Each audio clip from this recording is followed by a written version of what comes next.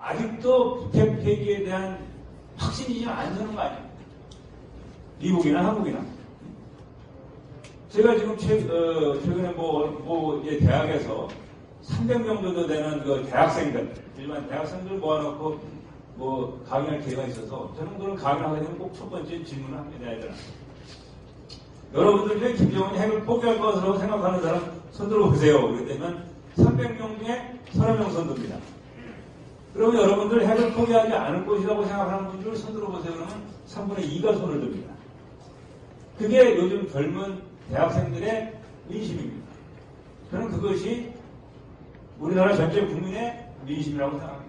여론조사 나오면 과반수이상 북한이 핵을 포기할 거라고 안 믿지 않습니까, 지금? 그런 현상인데, 문제는 지금 북한이 한 번도 소위 비핵 협상의 종착역이 어딘가를 말한 적이 없습니다. 그 종착역은 대한민국처럼 하면 되는 겁니다. 우리 핵 포기하고 NPT 비핵 회원국도 있지 않습니까? 네? 그렇게 하면 되는데, 한 번도 핵을 다 포기하고 NPT에 핵 없는 회원국으로 다시 복귀하겠다고 얘기한 적이 없습니다. 모든 김정은의 문건과 발언, 북한의 공식 문건을 보면 한 번도 그런 얘기를 한 적이 없기 때문에 이런 상황에서 우리가 어떻게 북한의 핵 포기의 소위 그 진실성을 믿을 수 있겠는가 하는 그런 생각을 하게 됩니다. 제가 오늘 드리고 싶은 말씀은 지금까지 한국과 미국이 공조하면서 노태우 대통령 이후에 지금 한 30년간 해왔던 소위 비핵화 외교는 실패했다. 그 실패한 이유는 북한의 비핵화 국가 전략에 원래는 김일성이 제시한 조선반도 비핵시대합니다. 그거를 북한이 무리 용어를 끌어 들어가지고서 이제 역용해서 공세적으로 다시 활용해서 북한의 영어 혼란전에 날려 들어가가지고 그 3대에 걸친 비핵화 사기극에 터왔기 때문에 이렇게 된 거다. 그렇기 때문에 우리는 그 현실을 정확하게 인식하고 새롭게 살 길을 찾아야 된다는 것이 제 누구의 의지입니다. 이 비핵화 외교는 제가 특정 부처를 비판해서는 건 전혀 없습니다.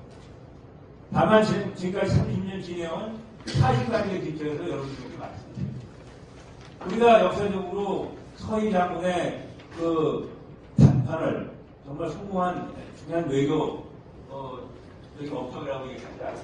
국립외교원의 서희 장군 그 동상도 있고요. 그거와 정반대로 지금 노태우 대통령부터 지금 문재인 대통령까지 7번째 대통령이 이걸 하고 있는데 소위 그 비핵화 외교는 이거는 외교 창탈이자 안보 창탈이기 때문에 다시는 되돌려서는 안 될 역사적인 유산으로 역사에 들을 것이라고 저는 생각합니다. 지금 현재의 우리가 당면의 현실에 대한 살길을 찾을 수밖에 없는 길이 보일 것이다 하는 것이 제 논문의 취지입니다.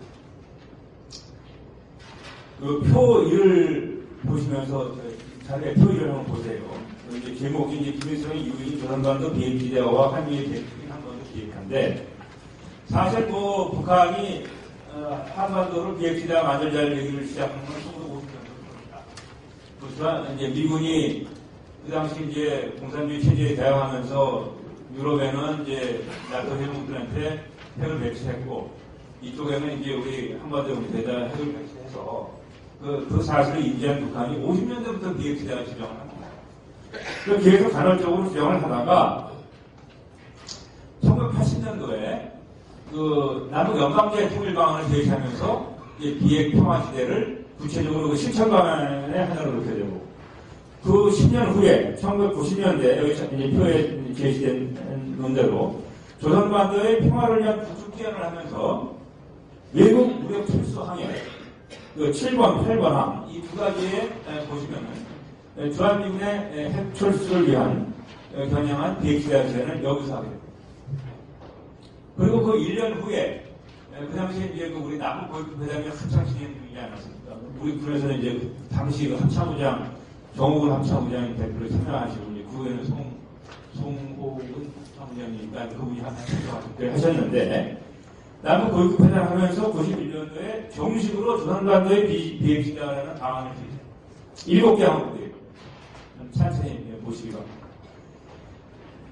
이때까지 한국은 이제 핵 문제에 있어서는 열세였습니다. 왜냐면 우리가 이제 주한미군 핵을 안 알겠지만 해도 가지고 있는 상황에서 자꾸만 그 북한의 그 캠페인에 우리가 응대를 하게 되면 핵 문제가 오히려 문제화가 되니까 무시하고 이제 피하고 하다가 이제 뭐 냉전도 종식되고 남북관계도 진정이 되는 상황에서 이제 북한이 이게 핵 문제에 대해서 공세적으로 나오지 않으니까 우리도 이제 이런 대안이 필요하겠다. 우리 한국의 방안이 필요하겠다. 한미간에 이렇게 해서 91년도에 노태우 대통령이 한반도 비핵화 평화작전에 관한 선언을 발표.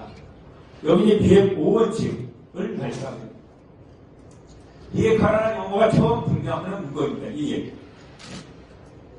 그리고 그래서 우리는 이거를 제시해가지고 그 당시에 91년도 12월 달에 남북한이 판문점에서 집중적으로 협상했습니다.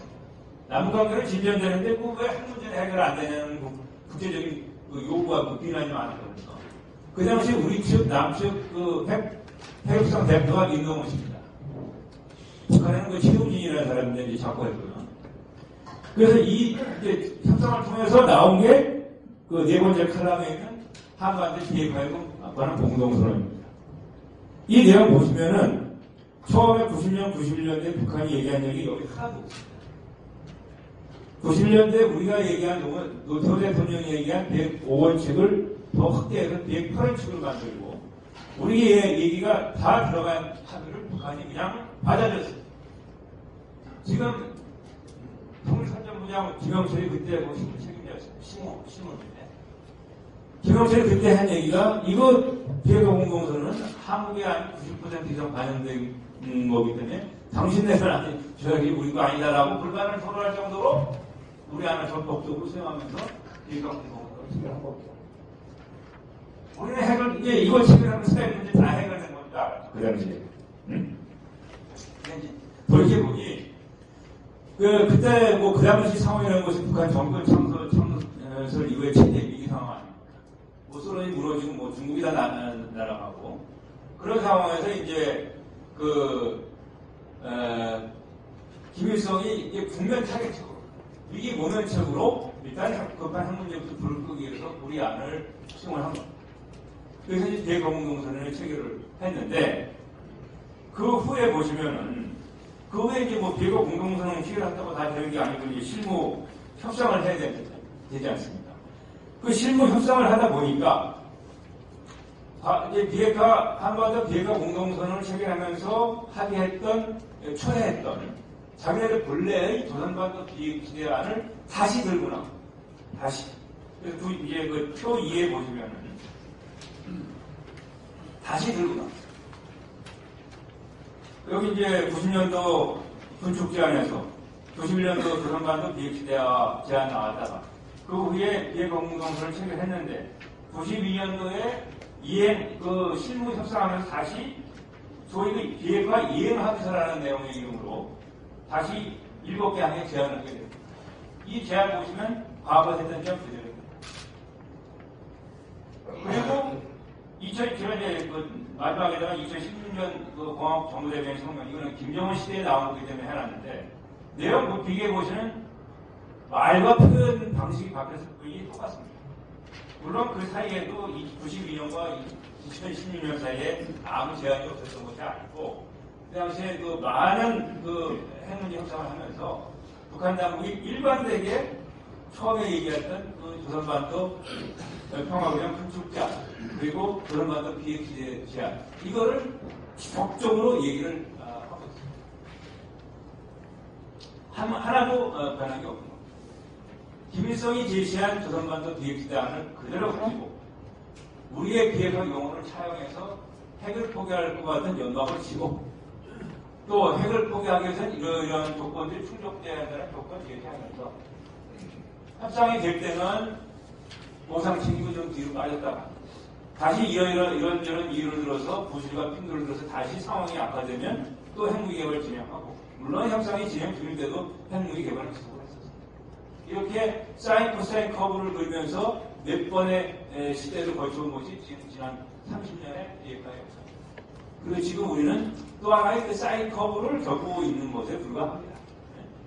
그 와중에 북한의 핵 능력은 지속적으로 신장이 되어 왔고요. 그래서 제가 이제 이거를 이 김일성이 제시하고 김정일, 김정은에 의해서 진행되고 있는 이거는 그냥 단순한 정책이 아닙니다. 단순한 정책이 아니고 김일성이 제시한 그 교시에 의해서 그 후대가 흔들림 없이 지속적으로 추진하고 있는 북한의 국가 전략이고 더 크게 보면 그야말로 북한의 브랜드 스트래티지입니다. 이렇게 움직이기 때문에 초의 흔들림도 없이 일관되게 움직이고 있는 스타일입니다. 그러면 북한이 이렇게 결국은 핵을 포기할 수 있을 것이라는 연막을 치고 있습니다. 지금도 우리 다 핵을 포기할 것이라고 기대하고 있지 않는 것인 거예요. 그리고 우리가 핵을 포기하기 위해서 이러한 조건이 충족돼야 된다고 조건 제시하고 있는 거 아닙니까? 그 와중에 김일성의 조선민 반전 기획 기대를 지속적으로 추진하면서 노리고 있는 것은 결국은 일단 첫 번째는 한국 개발을 막는 겁니다. 성공했죠. 둘째는 대한민국을 약화시키고 동맹을 철수시키고, 셋째는 한미동맹 와해시키는 것이 기본적인 목적이다라고 이제 저는 보고 있습니다. 그 이유를 자세하게 이 전략이 실행되고 있는 그 상황에 대해서 장기에 말씀드리겠습니다. 그 한국과 미국은 이 북한 핵 문제로 북한은 3대에 걸쳐서 그야말로 그 총력적으로 국가 전략 차원에서 이거를 진행해 온 반면에 한국과 미국은 외교 차원에서 이거를 진행해 왔습니다. 우리 외교부의 한반도 상황에서 보고 북한 미국의 스피드 기원도 국무부수로가 아닙니다. 여기까지 그래왔거든요. 우리가 처음에 했던 거는 한국이 먼저 핵무기 개발을 포기하고 그리고 미국이 여기 있던 전략 다 설치해서 비핵화에 대한 선의를 보이면 북한을 설득하면 그거는 따라올 것이다. 이렇게 기대를 걸고 그런 선의를 가지고서 비핵화 외교를 시작했던 시기였습니다. 그런데 이제 북한이 잘 안 따라오니까 주기 시작한 겁니다. 정치적으로, 외교적으로, 경제적으로, 안보적으로 하나하나 주기 시작했어요. 회담하면서 주기 시작했는데 뭐 받아먹으면서 이제 계속 한국의 경우는 늘어나니까 계속 점점 더 계속 할 때마다 주는 양이 늘어난 겁니다. 이제는 뭐 주는 게 이제 군사 안보적인 것까지 주는 걸로 늘어나는 거예요. 지금 뭐 트럼프 행정부 들어서 최대 압박이라고 해가지고 뭐 압박하고 있지만 압박은 사실은 뭐 당근이 채찍을 바뀌었을 뿐이지 설득해가지고 그 해결했던 외교입니다. 비핵화 외교가 진행되고 있는데 얼마나 주는 게 늘어났냐. 그 상을 보시면은요. 제가 그냥 대략적으로 그 문건에 단어 수만 그냥 하나 해보니까 비핵화 공동선언이 102단어입니다. 1993년도에 만들어진 미국 공동성명이 114단어인데 그 후에 미국 제네바 기반하면 495단어예요. 그리고 육자회담은 9.19 공동성명으로부터 13화까지 치면은 1000단어가 넘습니다. 뭐 북한의 핵무기 포기를 한다는 간단한 뭐 의사가 몇 개 있는 것이고 대외 대국이 주는 내용들입니다. 주는 내용. 이게 시간이 지나갈수록 주는 것만 계속 이게 늘어나고.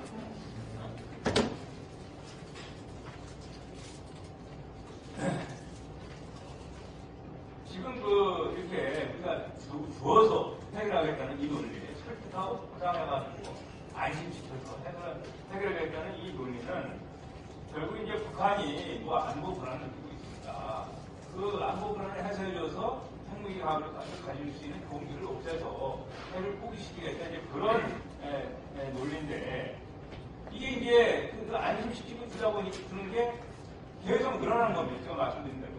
조금 주다가 이제 핵능력이 계속 늘어나니까 거기에 비교해서 그거를 못하게 하려고 하다 보니까 더 많이 주게 되는 겁니다. 요구사항도 많아져 북한에서. 그런 상황인데 이것이 새로운 것이 아니고 여태까지 그래왔던 겁니다. 과거 정부에서는 옛날에 뭐 저희가 선수라이라는 얘기가 있었어요. 남북관계와 이 북핵회기를 같이 이제 맞물려가지고 서로 잘 진행되게 저희도 골프 사이클을 선순환적으로 진행되고 있다는 과거의 논리입니다. 이 과거의 논리가 지금 실패한 거 아닙니까? 지금 정부에서 얘기하고 있는 소위 남북관계 개선을 통해서 북핵회기를 도모하겠다 이 얘기가 전혀 새로운 논리가 아니다. 지금 그 한미 간에 이렇게 이 비핵화 외교가 이제 실패했다. 이제 두 가지 차원의 실패가 있습니다. 일단 첫째는 북한의 핵무 개발을 막지 못해요. 기본적으로 그 비핵화 외교의 목표 달성이 실패했다.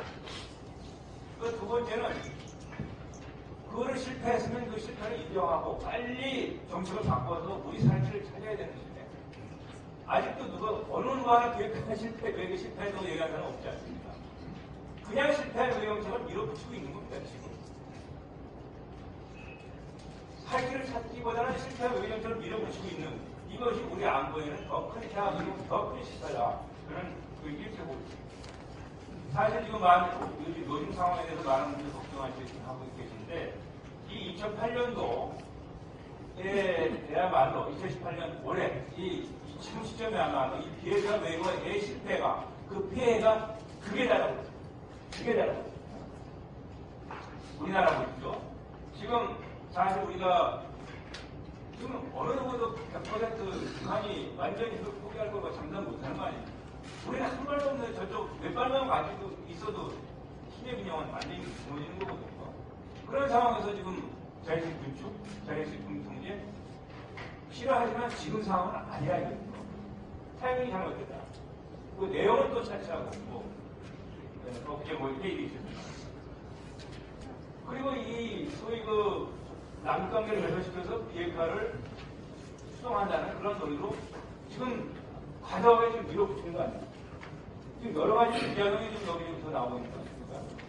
그런 상황이고 이렇게 하다 보니까 제가 야당 사람들 만나면 방송에서 그 정부 비판할 자격이 없다. 똑같이 비핵화 외교하다가 다시 실패하고 똑같이 하고 있는데 이거 한 문제 가지고 그 중정으로 삼지 말고 수상적으로 이거를 의견을 만들어서 여야 간에 대통령한테 좋은 정책 범위해가지고 대통령 이렇게 움직일 수 있는 여지를 줘야지 이게 정책이 바뀌고 나라가 좀 들어가는 방향으로 갈 수 있는 거 아니냐 이렇게 얘기를 해왔는데 지금 그런 얘기를 하기 어려울 정도로 지금 밀어붙이는 상황이 되어 있다. 근데 미국은 지금 더 큰 문제입니다. 이게 미국이 발등에 불이가 떨어지다 보니까 더 큰 문제가 됐습니다. 여기가 한미동맹에 대해서 많이 걱정하시는 분들이 계실 텐데 트럼프가 한미연합훈련 일방적으로 중단되지 않습니까? 전쟁기입니다. 비싼 전쟁기. 한미동맹 70년 사이에 어느 미국의 대통령이 한미연합훈련을 그렇게 폄하하는 대통령입니다. 제가 뉴욕타임즈에 인터뷰하면서 이거 지금까지 한미연합훈련에 참여했던 제국인 국민들에 대한 모욕이라고 인터뷰를 한 적이 있습니다. 폼페오 보세요. 6월 10일 날 미국 정상회담하게 합류한 날 기자회견에서 폼페오가 뭐라고 하는지 아십니까? 북한에 대해서 역대 어느 미국 정부도 제공하려고 준비한 적이 없는 안전보장을 전례 없는 영어로 유니크 우리 언론에서 전례 없는이라고 얘기했어요. 전례 없는 안전보장을 제공합니다. 그럼 우리 정부가 폼페오가 얘기한 북한에 대한 전례 없는 안전보장이 뭔지 다 알고 있는지 모르겠어요. 저는 미국 정부가 우리 국민들한테 그 내용이 뭔지 설명해야 할 의무가 있다고 생각합니다. 한미 동맹의 이론으로서 우리 국민들은 미국이 북한에 제공하는 전략은 안전보장이 뭔지 알아야 할 권리가 있다고 생각합니다. 미국이 북한에 제공하는 전략은 안전보장이 미국에 대한 안보공약과 충돌하는지는 않는지 그거를 우리가 집중적으로 검토해야 할 의무가 있다고 생각합니다.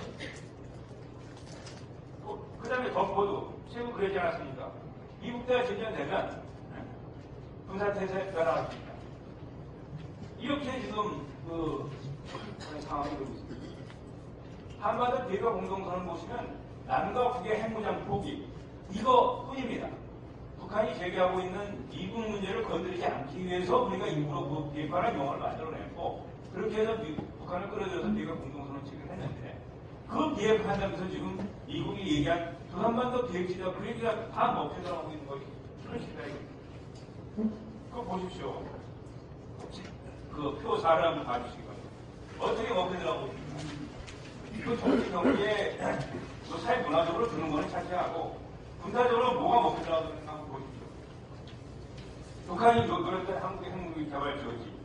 이거 군축 안 때부터 나오던 요구사항 지금 관찰됐습니다.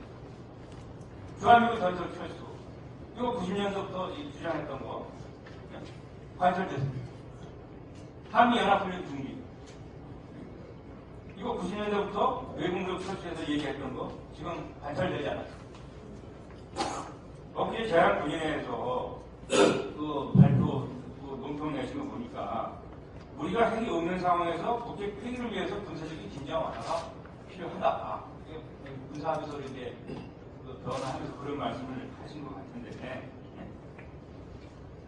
이 한미 연합훈련 중지도 그러면 그분들은 이제 찬성하는 쪽으로 의견이 기운 거 아닌가 저는 싶어요. 전략자산 저격 중지.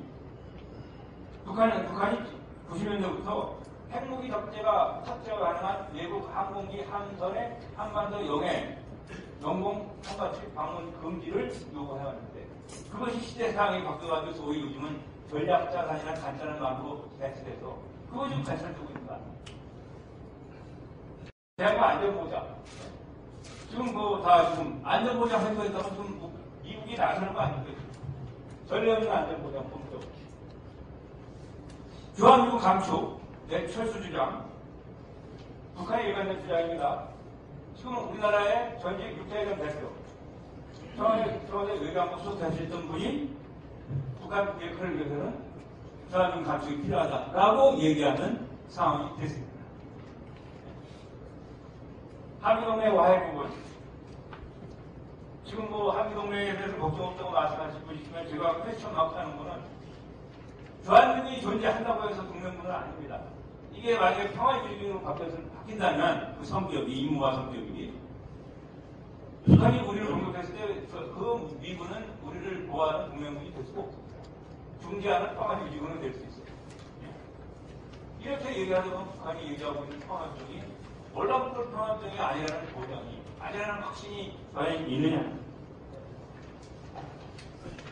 네, 그래서 이게 북한은 비핵화라는 우리 용어를 사용해서 김일성이 얘기한 북한반도 비핵화를 일관되게 추진해오고 있습니다.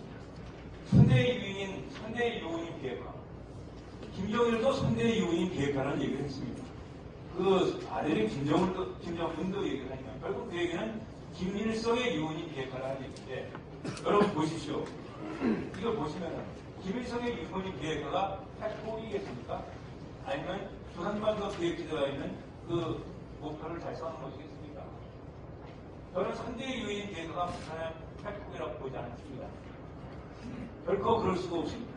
이거는 핵을 가진 북한이 단기적으로는 정부의 안전 유지하면서 하되 중장기적으로 북한 주도 통일의 우호적인 여건을 만들어서 남북 대결을 북한의 승리로 끝장 내자고 하는 것이 기본적인 김일성이 남긴 저는 이거라고 봅니다. 그러면 북한이 비핵화 국가 전략을 하고 있는 우리는 어떻게 해야 됩니까?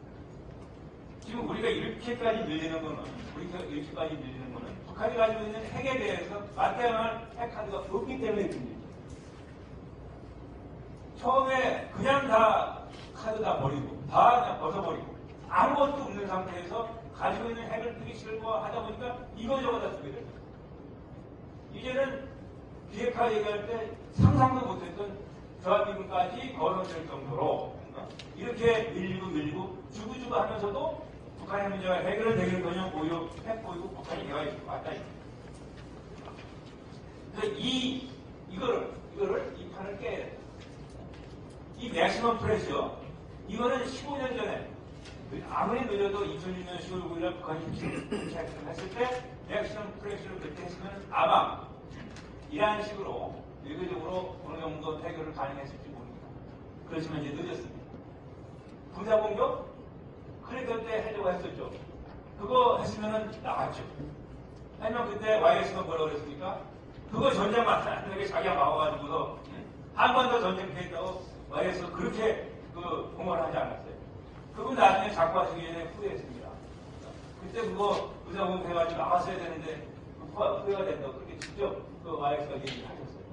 이제는 외교적인 것도 군사적인 것도 다 커플 전략만 맹가스가 얘기를 했다고 했는데 그거 가지고서 해결이 안 됩니다. 핵을 손에 넣은 그 나라가 자발적으로 핵을 포기하려고 하면은 그 체제가 변하는 방법밖에 없다. 그래서 이거는 저는 장기 게임이라고 보고 있습니다. 북한 체제가 근본적으로 변해야만 핵을 포기할 수 있습니다. 지금 우리가 북한의 핵 문제를 해결할 수 있는 방법은 딱 세 가지인데, 첫째는 북한이 요구하는 걸 다 들어주면 돼요. 지금 협상안으로 얘기하는 걸 다 들어주면 되죠. 근데 과연 그게 다 들어주고 나서 지금의 한국, 지금의 대한민국이 그때도 존재하리라는 보장은 저는 없다고 생각합니다. 아니면 무력인데, 뭐 지금 트럼프가 뭐 시리아에 지금 뭐 크루즈 미사일 뭐 수십 발 쏴가지고 되는 문제가 아니고, 전면전을 각오해야 돼요. 그러면 전면전을 각오해서 전면전이 벌어져가지고 북한의 문제에 다 핵폐기 시켰다고 생각해 보십시오.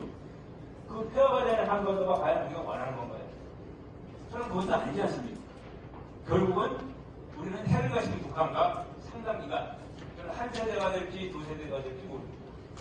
미국이 핵을 가진 소련을 그냥 받아들이고 나서 냉전을 전개하면서 그 소련을 무너뜨리는데 40년 걸렸어요. 우리라고 그보다 더 짧게 되리는 모양이 없는 거고, 그런 현실을 인식하고, 또 특히 지금 이 시대 상황이 이미 8년 전에 그 장밋빛 그 황영 기간이 끝나고 미 중간에 미 러반의 경쟁시로 들어가 있기 때문에 북한 핵 문제가 지금 미중 간의 대리전 성격을 가지고 있습니다. 미국과 러시아가, 중국과 러시아가 북한 살려주려고 지금 절제하지 않으려고 하는 거 아니에요?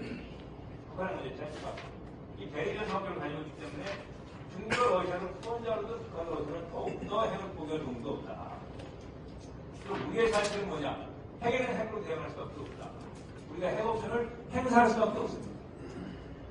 지금 뭐 NPT에 입회된다, 뭐 국제 규범을 위반한다, 뭐 명분을 잃는다, 뭐 이런 건 다 공장이 맞습니다. 외국의 전문가들은 저한테 사설에서 한국인들이 핵무기 개발해야 되는 거 아니냐 이렇게 얘기해요. 여러분은 절대 핵을 과소평가하지 마시고 부수게 보면 안 됩니다. 지금 뭐 옛날에 냉전 끝나고 나서는 우리가 경제적으로 북한을 앞세워가지고 우리 주도로 통일할 거라고 하는 그런 장밋빛 기대에 많이 물들어 있었지 않습니까? 지금도 뭐 그런 기대를 가지고 계신 분들 많은데, 저는 그 세상 끝났다고 봅니다. 오히려 핵을 가진 북한한테 우리가 통일 당하지 않은 다행이다. 이러한 그 이상한 각오로 북핵에 대처를 해야 됩니다. 핵 옵션을 행사하는 방법은 두 가지인데, 우리 자체 핵무장이고, 하나는, 나머지는 주한미군 전설 다시 들어오는 겁니다. 자체, 주한미군 전설 들어오라고 해서 미국이 거부하면 자체 핵무장이라고 간단한 카드를 가지고 밀어붙여야 됩니다. 저는, 뭐 2003년부터 얘기를 해왔지만, 다른 대안이 없습니다. 다른 대안이 없고, 적대적으로 대처하고 있는 상대방이 핵을 가지고 있는데, 이렇게 외교에만 매몰되어 있는 나라가 전 세계입니다. 이거는 전 세계가 대한민국의 행보와 그 행동을 주시하고 있습니다. 우리나라가 국가의 자존을 지키고 북쪽에 있는 그런 나라가 대우받느냐 안 받느냐도 이 북핵이 어떻게 발전하느냐에 따라 나라의 운명에 걸려있는 문제다. 그런 생각이 들고요. 마지막으로는 지금 우리의 군은, 여러분 다 군 출신이시잖아요. 대한민국 군의 가장 유일무이한 목표는 북한의 핵이 이 나라 땅에서 터지지 않게 하는 겁니다. 그걸 막는 것이 저는 대한민국 군의 일차적인 가장 중요한 의무라고 생각합니다. 어떻게 보면 재래식 군사학이 이거 다 부차적인 문제입니다. 물론 그 근본적인 변함이 있지만 다 부차적인 문제고, 더 중요한 건 북이 가지고 있는 핵이 이 땅에 터지지 않도록 막는 것, 억제하고, 그 억제가 실패했을 경우에 강력하게 보복할 수 있다는 그런 능력을 갖춤으로써 2차적으로 더 억제를 강화하는 그러한 태세를 갖춰야 됩니다. 물리적으로, 정신적으로. 다른 하나는 만약에 핵이 터졌을 경우 억제가 100% 작정하려는 보장이 없습니다. 특히 우발적으로 터질 수가 있는 것이고, 지금 특히 어느 일방은 핵을 가지고 있고 어느 일방은 없는 이 전략적 비대칭 상황이 더 불안정합니다. 더 불안정합니다. 이거를 막기 위해서 이제 핵을 갖다 놓는 건데, 만에 하나 핵이 터질 경우가 있으면 거기에 대해서도 국가적 차원에서 대비돼요. 이건 분해 대비 상황이고 나라 전체가 대비를 해요. 여러분 또 보세요.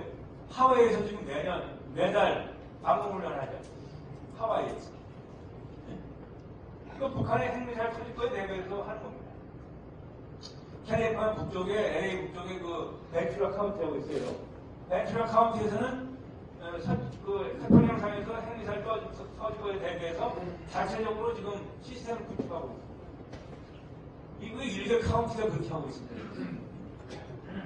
우리도 빨리 지금 북한 핵이 터졌을 경우에 대비한 방어책, 또 국민들에게 어떻게 대비할 것인가를 교육시키는 문제. 이거 적지 않은 돈이 들어갈 수 있습니다.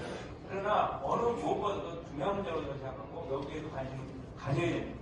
지금 남북한 간의 철도 도로 연결하면서 돈 쓰겠다고 여러 가지 예산 하는 게 있는데 그 예산 있으면은 지금 남북 간의 도로 철도 중립 문제가 아니고 북한에게 터질 것에 대한 우리 시스템을 방어 시스템을 제대로 갖추고 국민교육 제대로 시키는 것이 더 큰 문제이기 때문에 그건 빨리 이 북핵 대응 방어 시스템을 구축하는 데 써야 된다고 생각합니다. 동시에 해주셔서 감사드립니다. 마치겠습니다.